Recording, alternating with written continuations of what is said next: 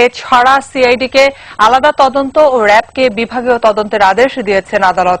নারায়ণগঞ্জে চাঞ্চল্যকর 7 খুনের ঘটনায় র্যাব কর্মকর্তাদের সম্পৃক্ততার অভিযোগ ওঠার প্রেক্ষাপটে আজ হাইকোর্টের একজন আইনজীবী খবরের কাগজের কাটিং সহ হাইকোর্টের ওই বেঞ্চের দৃষ্টি আকর্ষণ করলে আদালত অভিযোগ তদন্তের এই আদেশ দেন। এই কমিটি এই 6 কোটি টাকা লেনদেনের ব্যাপারে কারা জড়িত, আসলে লেনদেন হয়েছে কিনা, যদি জড়িত হয়ে থাকে সে ব্যাপারে তদন্ত করে তদন্ত প্রতিবেদন আবার আদালতে এফিডেভিট আকারে দাখিল করবেন। ডিবির পাশাপাশি সিআইডিকে তদন্ত করার নির্দেশ প্রদান করেছে এবং র্যাব প্রধানকে এই ঘটনায় র্যাবের কোন সংশ্লিষ্টতা কি ছিল সেই বিষয়টি তদন্ত করার জন্য তাদের বিভাগীয় তদন্ত করার জন্য নির্দেশ দিয়েছেন এবং সেই বিষয়ে যে সমস্ত সাক্ষী আছে তাদের নিরাপত্তা বিধান করার জন্য পুলিশের মহাপরিদর্শককে নির্দেশ দিয়েছেন। অবশ্য এর আগেই র্যাবের পক্ষ থেকে একটি তদন্ত কমিটি করা হয়। 4 সদস্যের কমিটির প্রধান করা হয়েছে র্যাবের অতিরিক্ত মহাপরিচালক প্রশাসন ডক্টর আফতাব উদ্দিন আহমেদকে। যত দ্রুত সম্ভব এই কমিটিকে রিপোর্ট দিতে বলা হয়েছে। গত 27 এপ্রিল নারায়ণগঞ্জ সিটি কর্পোরেশনের councillor panel mayor Nazrul Islam এবং সিনিয়র আইনজীবী চন্দন কুমার সরকার সহ 7 জনকে অপহরণ করা হয়। 3 দিন পর তাদের লাশ মেলে শীতলক্ষ্যা নদীতে। এ ঘটনায় দেশজুড়ে নানা সমালোচনা ও ঘুষার মধ্যে গতকাল নজরুলের শ্বশুর শহীদুল ইসলাম অভিযোগ করেন আরেক কাউন্সিলর নূর হোসেন সহ কয়েকজনের কাছ থেকে 6 কোটি টাকা নিয়ে র্যাব সদস্যরা এসব হত্যাকাণ্ড ঘটিয়েছে।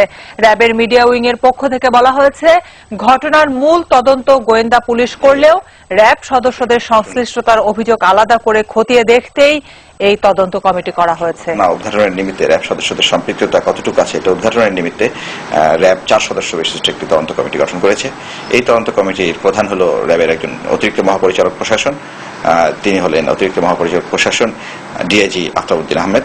ওনার নেতৃত্বে 4 সদস্য বিশিষ্ট তদন্ত কমিটি আসল ঘটনা উদ্ঘাটনের জন্য এবং র্যাব আসল ঘটনা এখানে যেটা সেটা হলো র্যাব সদস্যদের সম্পৃক্ততা আসলে কতটুকু আদৌ আছে কিনা সেটা উদ্ঘাটনের জন্য তারা তদন্ত করবে। তদন্ত কমিটিকে যেভাবে নির্দেশনা দেওয়া হয়েছে মহাপরিচালক মহোদয়ের পক্ষ থেকে যে অনতিবিলম্বে তদন্ত প্রতিবেদন জমা দিতে হবে, তো স্বল্পতম সময়ের মধ্যে তদন্ত শেষ করে তদন্ত প্রতিবেদন জমা দেওয়ার জন্য বলা।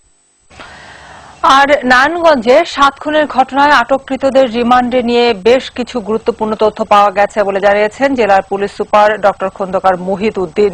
সকালে নিজ কার্যালয়ে সংবাদ সম্মেলনে তিনি জানান আসামিদের কাছ থেকে পাওয়া তথ্য উপাত্ত নিয়ে মামলা তদন্ত এগিয়ে নেওয়া হচ্ছে। বিজ্ঞ আদালতের কাছ থেকে যখন আমরা নিয়ে আসি তখন কিন্তু আমাদের জন্য প্রচুর কাজ জোগাড় হয়ে যায়।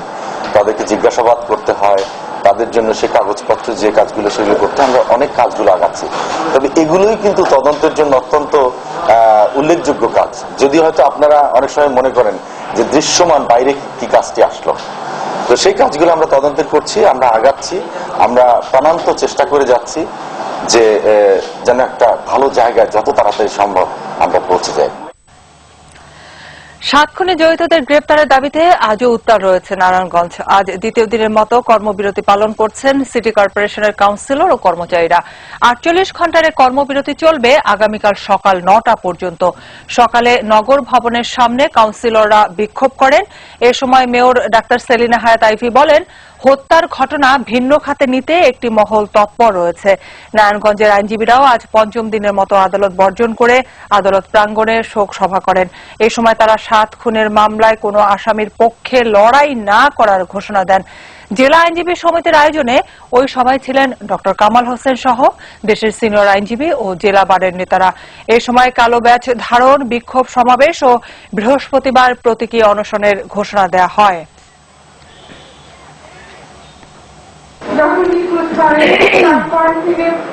বিভিন্ন দরজায় তাকে খোঁজার জন্য কত কষ্ট করছি আমরা, তখন কোনো সাড়া পাই নাই। প্রশাসন নিশ্চুপ, কিছু জানে না। আমরা ওনার হত্যার সুস্পষ্ট বিচার চাই। র্যাবের বিরুদ্ধে যেহেতু অভিযোগ, তাহলে পুলিশ প্রশাসন কি করলো? তাদেরকে আগে খুঁজে বের করা উচিত। কেন তারা এই পুলিশ এবং র্যাবের মধ্যে অথবা অন্যান্য প্রশাসনের মধ্যে এই বিভেদ তৈরির চেষ্টা করা হচ্ছে? নারায়ণগঞ্জের মানুষের কি প্রশাসন কখনো সাধারণ মানুষের পাশে এসে কি দাঁড়িয়েছে? আপনার পুলিশ প্রশাসন কি কখনো নিরপেক্ষ ভূমিকা পালন করেছে? নারায়ণগঞ্জে আছেন আমাদের সহকর্মী সাব্বির আহমেদ, সরাসরি যোগ দিচ্ছি তার সঙ্গে। সাব্বির, আপনি তো সকাল থেকে নারায়ণগঞ্জে আছেন, আমরা যেমনটা জানি যে 7 খুনে জড়িতদের গ্রেপ্তারের দাবিতে আজও উত্তাল রয়েছে নারায়ণগঞ্জ, তো আপনি এখন কেমন দেখতে পাচ্ছেন নারায়ণগঞ্জ?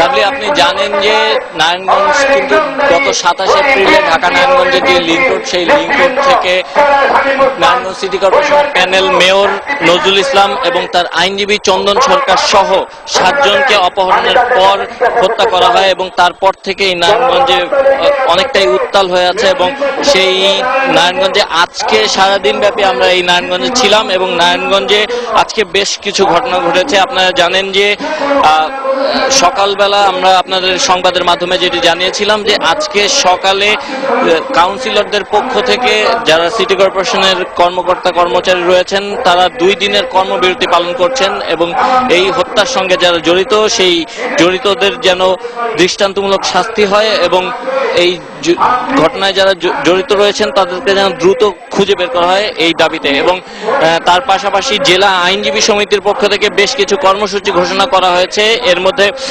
আপনি জানেন যে আইনজীবী চন্দন সরকারের পরিবারকে আজকে যে আইনজীবীদের বিক্ষোভ সমাবেশ রয়েছিল সেই বিক্ষোভ সমাবেশ থেকে আইনজীবী চন্দন সরকারের পরিবারকে 2 লক্ষ টাকা দেওয়া হয়, 2 লক্ষ টাকার একটি চেক তুলে দেওয়া হয়। এবং আজকে আইনজীবীদের যে আন্দোলন চলছে এই আন্দোলনের সঙ্গে একাত্মতা প্রকাশ করেছেন প্রবীণ আইনজীবী ডক্টর কামাল হোসেন এবং তার পাশাপাশি তারা এই চন্দন সরকারের পরিবারের নিরাপত্তা চেয়েছেন। এবং আজকে সকালে আমরা যখন নারায়ণগঞ্জের জেলার পুলিশ সুপার ডক্টর খন্দকার মহিদুদ্দিনের সঙ্গে কথা বলেছি, তিনি আমাদের যে বিষয়টি বলেছেন যে এই ঘটনার যারা যেই আলামতগুলো সংগ্রহ করা হয়েছে সেই আলামতগুলো থেকে তারা প্রয়োজনীয় যে তথ্য উপাত্ত সেই তথ্য উপাত্ত সংগ্রহ করছেন এবং যেই আলামত তারা পেয়েছেন সেই আলামতগুলো আসলে এই অপহরণ বা এই হত্যাকাণ্ডের সঙ্গে জড়িত কিনা সেই বিষয়গুলো তারা খতিয়ে দেখছেন এবং এই ঘটনায় যারাই জড়িত তাদেরকে খুব শিগগিরই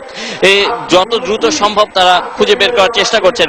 এবং আজকে এই সব ঘটনার পর আইনজীবী সমিতির পক্ষ থেকে কিছু কর্মসূচি ঘোষণা করা হয়েছিল। সেটি হচ্ছে যে তারা বৃহস্পতিবার পর্যন্ত কালো ব্যাজ ধারণ করবেন এবং প্রত্যেক দিন দুপুরবেলা বিক্ষোভ মিছিল করবেন এবং বৃহস্পতিবার তারা প্রতীকী অনশন করবেন এবং তাদের যে আন্দোলন সেই আন্দোলন তারা সারা দেশের আইনজীবীদের মধ্যে ছড়িয়ে দিবেন এবং এই নৃশংস হত্যাকাণ্ডের শাস্তি দাবি করবেন। এবং এই ঘটনায় যদি প্রশাসনের কেউ জড়িত থাকেন তাহলে প্রশাসনের যারা যদি কেউ জড়িত থেকে থাকেন তাহলে তাদেরও দৃষ্টান্তমূলক শাস্তির দাবি জানানো হয়েছে। এবং সবশেষ আজকে এই সন্ধ্যায় প্যানেল মেয়র নজরুল ইসলাম এবং চন্দন সরকার সহ 7 হত্যার যারা পরিকল্পনাকারী এই আসামিদের সর্বোচ্চ শাস্তি নিশ্চিত করার দাবিতে এই শহীদ মিনার প্রাঙ্গণে নারায়ণগঞ্জ জেলা ও মহানগর আওয়ামী লীগ এবং এর সকল অঙ্গ সংগঠন ও সহযোগী সংগঠনের পক্ষ থেকে একটি শোক সভার আয়োজন করা হয়েছে। এবং এই সভা থেকে কিছু অভিযোগ করা হচ্ছে যে এই হত্যাকাণ্ডের সঙ্গে বা এই অপহরণের সঙ্গে যেই নারায়ণগঞ্জের যে মেয়র রয়েছেন সেই মেয়র কোনো না কোনো ভাবে যুক্ত এবং সেই অভিযোগ থেকেই আপনারা দেখতে পাচ্ছেন যে আমার আশপাশে মেয়র সেলিনা হায়াত আইভির বেশ কিছু কুশপুত্তলিকা এখানে নিয়ে আসা হয়েছে এবং এখান থেকে বারবার একটি অভিযোগ তোলা হচ্ছে এবং বলা হচ্ছে যে এই মেয়রের নেতৃত্বে এই জঘন্য হত্যাকাণ্ডটি ঘটেছে। কিন্তু আমরা যখন সকালবেলায় এসেছিলাম তখন ডক্টর সেলিনা হায়াত আইভির সঙ্গে কথা বলেছিলাম, তিনি যে বিষয়টি নিশ্চিত করেছেন, তিনি যে বিষয়টি বলেছেন যে আসলে এই হত্যাকাণ্ডের ঘটনাটিকে ভিন্ন খাতে নেয়ার জন্য একটি মহল কাজ করে যাচ্ছে এবং সেই মহল যত যাই করুক মানুষ আসলে জানে যে আসলে কারা এই হত্যাকাণ্ড ঘটিয়েছে এবং কারা এই অপহরণের ঘটনা ঘটিয়েছে। তো এই ছিল আসলে মোটামুটি আপাতত এই শোক সমাবেশ সভা চলছে এবং আমরা যতটুকু জানতে পেরেছি এখানে স্থানীয় যে সাংসদ রয়েছেন শামীম ওসমান তার এখানে আসার কথা রয়েছে। তো এখন পর্যন্ত এই শোক সভা অনুষ্ঠিত হচ্ছে এবং এই শোক সভা শেষে হয়তোবা একটি বিক্ষোভ মিছিল করার কথা রয়েছে, আমরা এখনো পুরোপুরি নিশ্চিত হতে পারিনি। তবে এই শোক সভা যতক্ষণ চলবে ততক্ষণ আমরা এখানে আছি এবং আপনাদের সর্বশেষ সংবাদ জানাবো। জি, আপনি থাকুন, আপনার কাছে আমরা পরবর্তীতে আবারও ফিরে যাব। আপনাকে অসংখ্য ধন্যবাদ। নারায়ণগঞ্জের এখনকার অবস্থা জানাচ্ছিলেন আমাদের সহকর্মী সাব্বির আহমেদ। নারায়ণগঞ্জের 7 খুনের ঘটনায় প্রশাসন ও আইন শৃঙ্খলা বাহিনীর সমালোচনা করে আওয়ামী লীগের উপদেষ্টা মণ্ডলীর সদস্য সঞ্জয় সেনগুপ্ত বলেছেন, স্বরাষ্ট্র মন্ত্রণালয়ের পূর্ণাঙ্গ মন্ত্রী পদে দায়িত্বশীল অভিজ্ঞ ব্যক্তিকে বসানো উচিত। দুপুরে রাজধানীর ডিপ্লোমা ইঞ্জিনিয়ার্স ইনস্টিটিউশনে নৌকা সমর্থক গোষ্ঠীর আলোচনা সভায় তিনি বলেন, নারায়ণগঞ্জের নির্মম হত্যাকাণ্ডের পেছনে অর্থবিত্ত ও ক্ষমতার আশ্রয় প্রশ্রয় জড়িত। নিরাপত্তা বাহিনীর বিরুদ্ধে সুনির্দিষ্ট অভিযোগ তদন্তের ওপর জোর দিয়ে প্রধান আসামির বাড়িতে অভিযান চালাতে কেন 1 সপ্তাহ দেরি হলো সেই প্রশ্নও তোলেন সুরঞ্জিত। এছাড়া খালেদা জিয়ার উদ্দেশ্যে তিনি বলেন, এরশাদকে শুধু জিয়া ও মঞ্জুরের খুনি আখ্যায়িত করলেই চলবে না, তার বিরুদ্ধে মামলাও করতে হবে। স্বরাষ্ট্র মন্ত্রণালয়ের মতো মন্ত্রণালয় এটা প্রক্সি মন্ত্রণালয় নয়। এখানে একটা ফুল নেতৃত্বশালী, ব্যক্তিত্বশালী, অভিজ্ঞ, আইন সম্বন্ধে ধারণা আছে এই ধরনের মন্ত্রীর প্রয়োজন। 7 দিন পর গিয়ে নুরুল হোসেনের বাড়িতে গিয়ে আপনি রেড করেছেন, আর একদিন কোথায় ছিলেন? খবর পাওয়ার সাথে সাথে করা গেল না? করা গেলে অপরাধীকেও পাওয়া যেত, আরো অনেক আলামত পাওয়া যেত। এটি করে আমরা তার আলামত সরিয়ে দেওয়ার সুযোগ করে দেইনি। এই বিলম্ব অমার্জনীয় ও যাচিত একটি অপরাধ। গুম, খুন, অপহরণ বন্ধ করার আহ্বান জানিয়েছেন জাতীয় সংসদের বিরোধী দলীয় নেতা বেগম রওশন এরশাদ। বিকেলে আইইবি আয়োজিত 55তম কনভেনশনের সমাপনী অনুষ্ঠানে প্রধান অতিথির বক্তব্যে তিনি এ দাবি করেন। তিনি আরো বলেন, দেশ গঠনে প্রকৌশলীদের ভূমিকা রাখতে হবে। অপরিকল্পিত নগরায়ণ রোধ, ভেজাল খাদ্যের পাশাপাশি ভেজাল পরিবেশ রোধ করতেও প্রকৌশলীরা অবদান রাখতে পারেন। মানুষ স্বাভাবিক মৃত্যুর নিশ্চয়তা চায় উল্লেখ করে তিনি বলেন, আমাদের সকলের লক্ষ্য হওয়া উচিত আগামী প্রজন্মকে একটি সুন্দর দেশ উপহার দেয়া।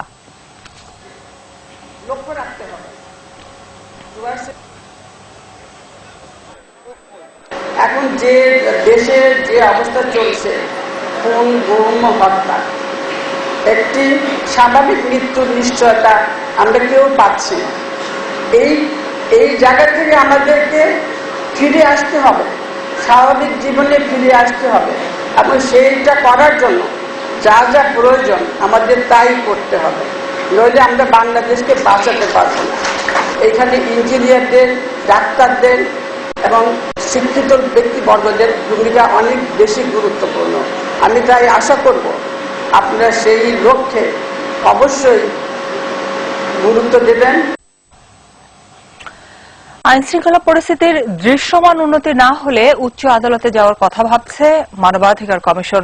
রাজধানীর সিডাপ মিলনায়তনে আজ অ্যাকশন 8 আয়োজিত গোলটেবিল বৈঠক শেষে এ কথা বলেছেন কমিশনের চেয়ারম্যান ডক্টর মিজানুর রহমান।